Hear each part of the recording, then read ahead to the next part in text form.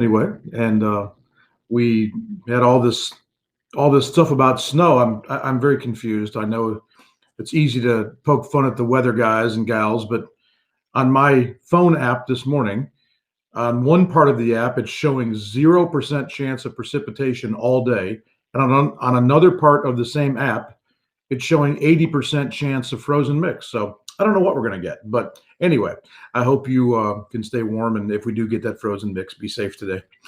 I don't always do Monday morning things, but with Christmas coming toward us, my schedule, like yours, I'm sure, is getting a little bit changed around. So just in case I can't do some of those things I normally do, I wanted to go ahead and touch base on this today. Like you, I'm sure, I am leaning into Christmas and into Advent. And I don't just mean, the shopping and the scheduling and things like that, but I'm talking about leaning into just a fresh awareness of the presence of Jesus in our lives. Good morning, Karen. And I just want to share something with you today, and maybe I'll pick a couple of days this week to talk about this. But the Christmas story contains something that I've talked about and preached about different times over the years. But when it really registered on me years ago, how often this shows up in the Christmas story, I began to pay careful attention to it. Good morning, Teresa.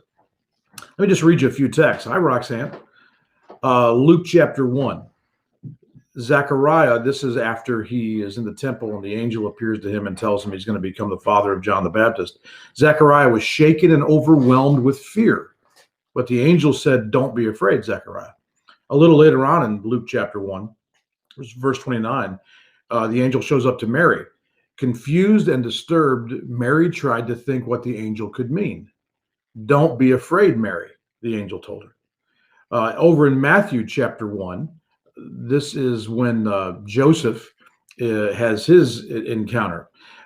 This is verse 18. This is how Jesus the Messiah was born. His mother, Mary, was engaged to be married to Joseph. But before the marriage took place, while she was still a virgin, she became pregnant through the power of the Holy Spirit. Joseph, her fiance, was a good man and did not want to disgrace her publicly, so he decided to break the engagement quietly. Good morning, Gail.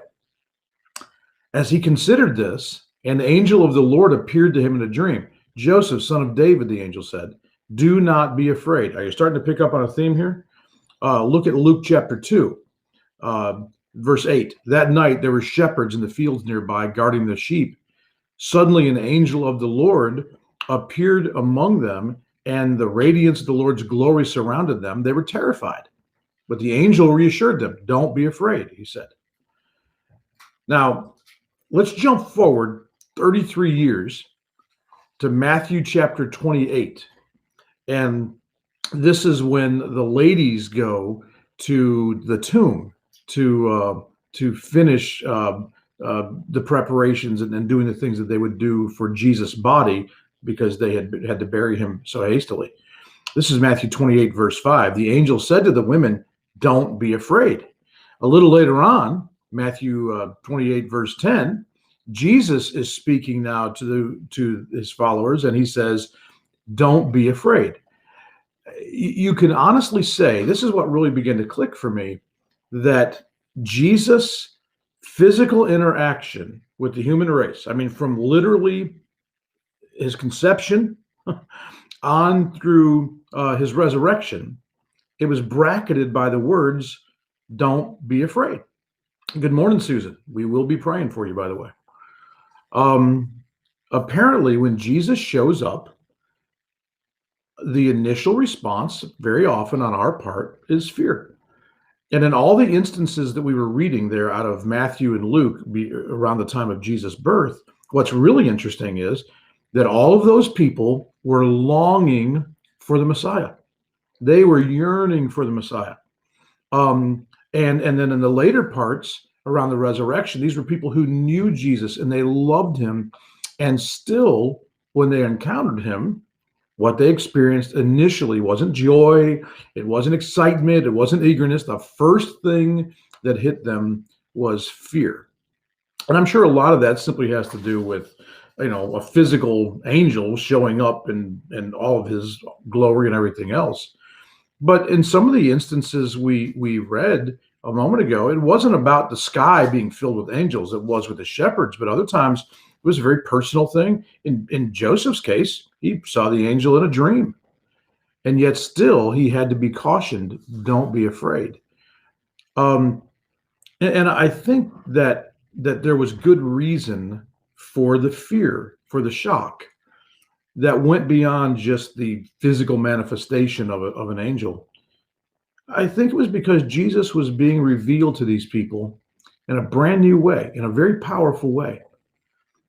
Think about it like this for a moment. Zechariah was a priest, and he was an old priest. I think I identify with Zechariah a little bit. I'm an old pastor now. I'm not old, but I'm a lot older than a lot of young pastors. I'll put it that way. And I've been doing this for a long time. There were things that Zechariah just knew about how God worked. There are things in my life I feel like I just know how God's going to do certain things because I've been walking with him for a long time and in his word and preaching, and yet here comes God showing up in a way that he had not expected. Mary's response, it's something that again, what every good girl knew. The Messiah was going to come like every other child who'd entered the world. He was just going to be, he was going to be the son of a man and a woman coming together, and that's how it was going to be. He was just going to be special. And then all of a sudden, she finds out that no, it's going to be very different. The appearance of Jesus, the intrusion of Jesus into your world, is going to be very different than you thought it was going to be. And in all these instances I read, and I won't take time to go through all those specifics, the claims that Jesus laid upon the lives of these people, suddenly it was no longer in the realm of spiritual platitudes and things like that. All of a sudden, he lays a claim on every one of these people that is in a way that is life interrupting. I mean, Joseph, for instance, he finds out his life is not going to be anything like he thought it was going to be. You talk about, everybody talks about marriage being a difficult thing. Well, imagine going into marriage with your spouse, carrying the Son of God, and the Son of God who is fathered not by you, but by the Holy Spirit. It was going to change everything about his life. For Mary, it was going to change everything about her life.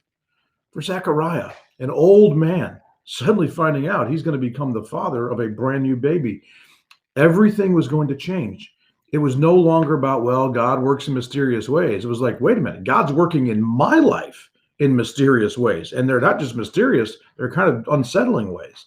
And even when you go to the other end and you see the caution about fear around the resurrection of Jesus, when you have a formerly dead man standing in front of you and saying, okay, folks, here's how it's going to be from here on out, you suddenly hit this moment where you realize this guy, he's the guy. He's everything he said he was and more.